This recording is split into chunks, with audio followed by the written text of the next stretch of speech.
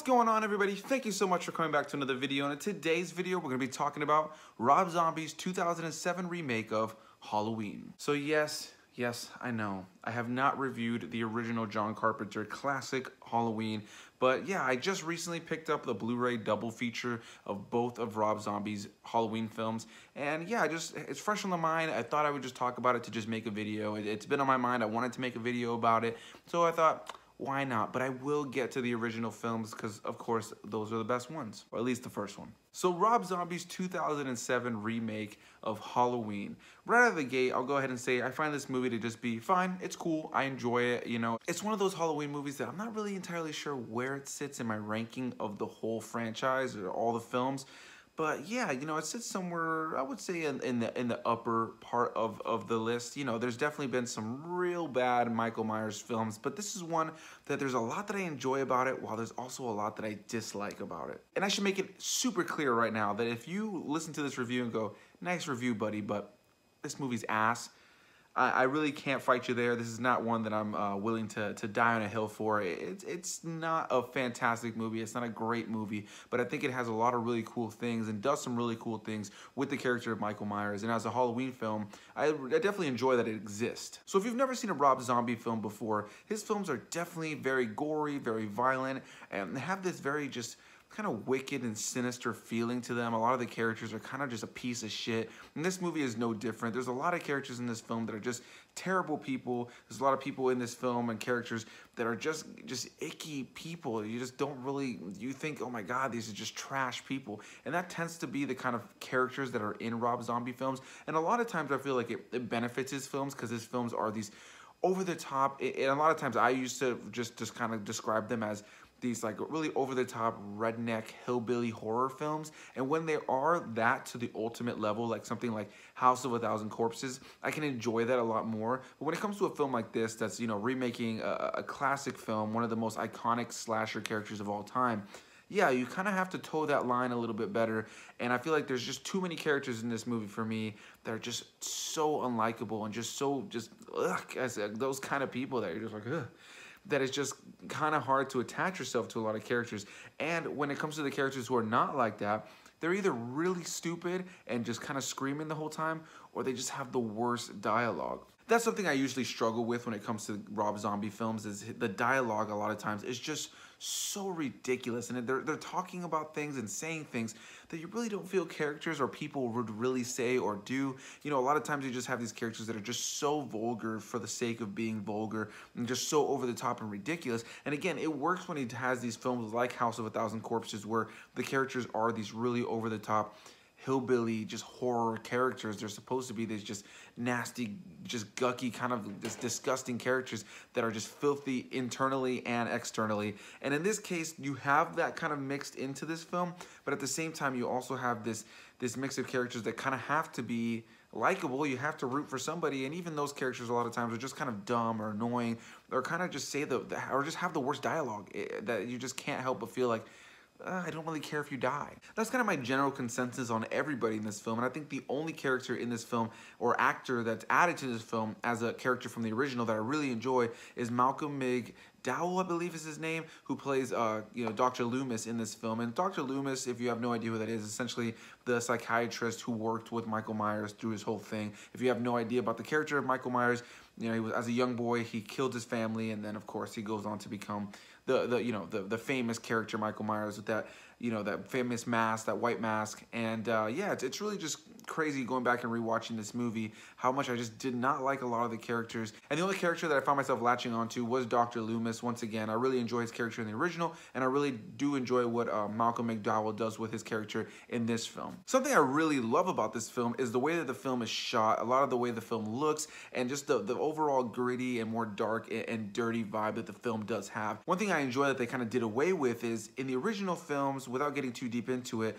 later on into the sequels, you discover that there's more of a spiritual, ritual, paranormal element to Michael Myers, and in this film they just do away with that, and he's just a crazy psychopathic killer. And from a very young age, which they really develop his younger years a lot more in this film, you get to see that he has these terrible warning signs of him just being this very sadistic person, this very just sick person who wants to cause harm to anybody who is weaker than him. And yeah, you know, at first they kind of make you sympathize with his character a little bit. He's bullied at times, you know, you kind of feel for his character. But as the movie goes on, you realize this isn't really somebody to sympathize with. This is more of somebody to fear 100% as a young boy. I really enjoy the young actor who plays him in this film. He definitely gives off this psycho, creepy vibe. Just his eyes and just the way he looks is definitely unsettling, though the acting isn't always the best, and that's kind of my opinion across this entire film. Outside of the actor who plays Dr. Loomis, majority of the performances just feel so heightened and just so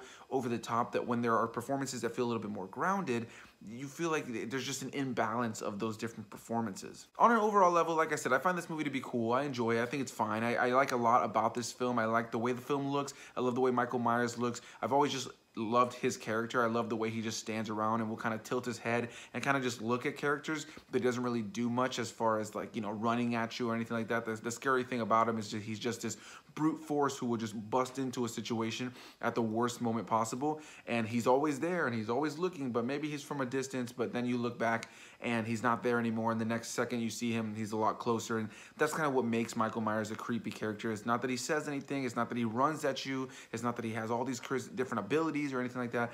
It's just kind of the subtlety of his character that makes him creepy, and I definitely enjoy what this film does with that. Definitely keeps true to that character as far as that goes. I enjoy the way he looks. I enjoy the kind of just rustled up mask that kind of just looks like all messed up. It's kind of been damaged, it's kind of old, and I really do enjoy that. On an overall level though, I feel like this film just does a lot that doesn't make sense. It does certain things that just kind of feel like they would never happen that way. A lot of characters make really stupid decisions, and of course you're gonna have that in any slasher film. There's gonna be a lot of characters that make really dumb decisions, but I just feel like some of the characters in this film, you're like, come on, dude, like, come on. Outside of that, like I mentioned, so many of the characters are so unlikable in this film, and I guess that only works in our favor as an audience at least one time, where there's a character, specifically his stepfather, who is killed pretty early on in the film. It's not really a spoiler, and honestly, who cares?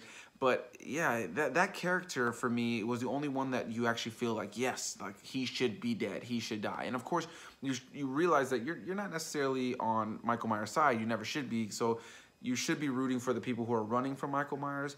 But a lot of the people you either just don't care about, or they were kind of assholes, or their dialogue just kind of made them out to be shitheads, and you don't really care whether or not they die. And I think that kind of something that harms the film, is that even the main character, Laurie Strode, who of course is famously played by Jamie Lee Curtis in the original films, I can't even remember the actress who plays her in this film. She's fine. I think she does a fine job, but I don't feel like she was nearly as memorable or stood out nearly as much as Jamie Lee Curtis did.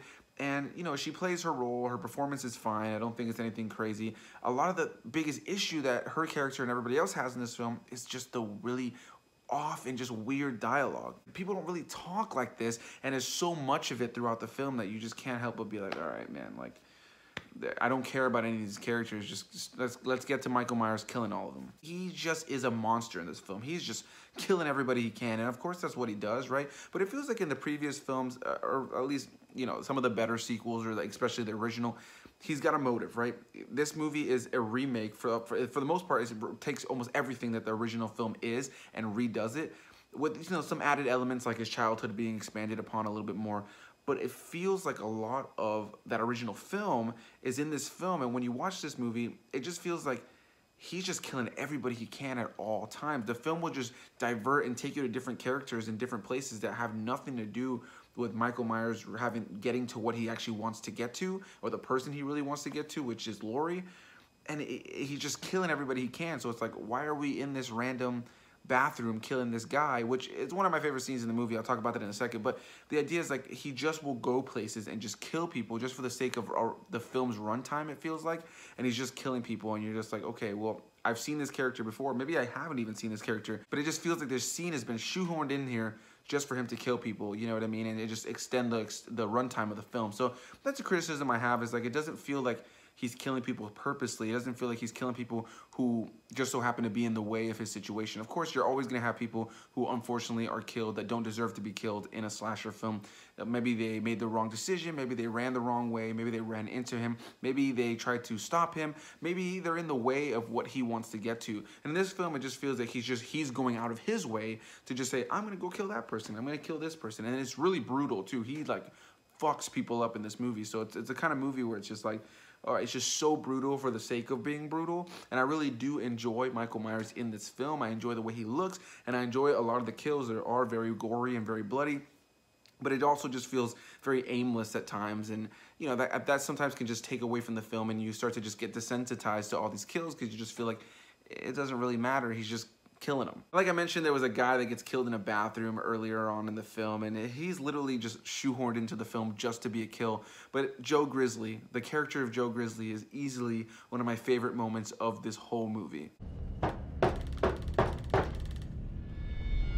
Hey buddy, just give you a heads up. I got a Taco Deluxe Supreme talking back at me, so I'm gonna be a while. So do you mind waiting somewhere else and let me pass this beast in peace? I just found it to be a hilarious character, and I just love his, you know, just machismo during this situation. He doesn't give a shit that there's this huge, hulking, masked figure in front of him that for anybody else we would all be shitting our pants.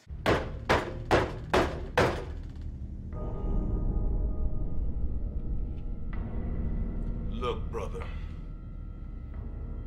if you're looking for some kind of action, you better take it on the arches before I'm done dropping this load.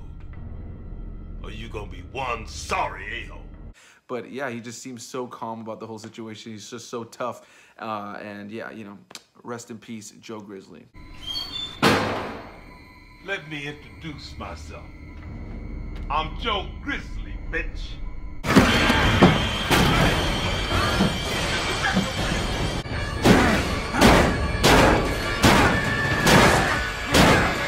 So yeah, guys, that's going to be my thoughts on this film. On an overall level, I find it to be fine, cool. Like I said, I enjoy it for what it is. It sits somewhere within maybe the upper part of my ranking of the whole series as a whole. And again, if you've seen this series, you know that as the sequels progressed in the original series and some of the ones that kind of erase certain sequels, and yeah, the franchise is all over the place. Some movies suck, some movies are laughable, some of them are cool and have tense moments and are pretty creepy, and then a lot of them are just kind of laughable and they kind of get ridiculous, which I feel tends to be a thing when it comes to slasher films. There was a lot more comedy elements in those franchises as time went on. They just got more and more ridiculous, and this is no different. If you've been watching this channel for a while now, you know that I'm into that campy ridiculousness when it comes to horror, so that's not necessarily a huge negative for me, but I do appreciate when they're able to be genuinely creepy and genuinely, you know, tense-filled. But yeah, it's just one of those movies that it just kind of ends and you're just like, all right, that was a Michael Myers movie. You know, you're either gonna love it, you're either not gonna love it, you're either gonna sit right in the middle, you're gonna think it's okay. So I'm curious, what did you guys think about this movie? Do you think this movie sucks? Do you think it ruined Michael Myers? I'm definitely curious to hear what you guys say. Like I said, if you guys tell me that you think that you disagree with everything that I have to say and you think this movie is completely terrible, I will not be shocked in any way, shape, or form. This is not some movie to die on a hill for. It's a movie that, you know, I enjoy as a fan of Michael Myers, as a fan of horror slashers.